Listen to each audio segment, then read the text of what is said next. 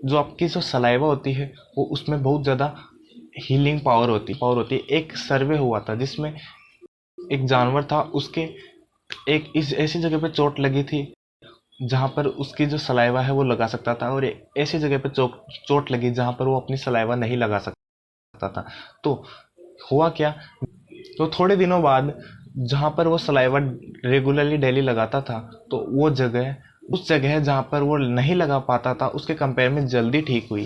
तो आपकी जो सलाइवा होती है उसमें काफ़ी ज़्यादा हीलिंग पावर होती है, ठीक है। तो आप इस टेक्निक में उस सलाइवा को, आपकी थूक को पाँच घूंट अंदर लोगे। कमर सीधी, गर्दन सीधी, और इस टेक्निक को स्टार्ट करते हैं। Get ready. इस एक्सरसाइज में हमें पहले एक गहरी सांस लेनी है।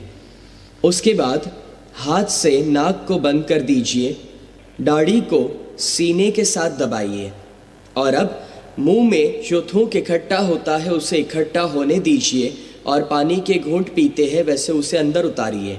1 2 3 4 5, और अब मुंह ऊपर कीजिए सांस छोड़ के।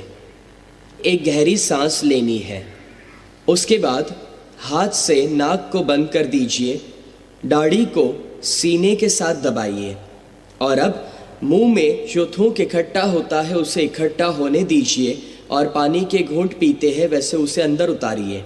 1 2 3 4 5, और अब मुंह ऊपर कीजिए सांस छोड़ के। एक गहरी सांस लेनी है।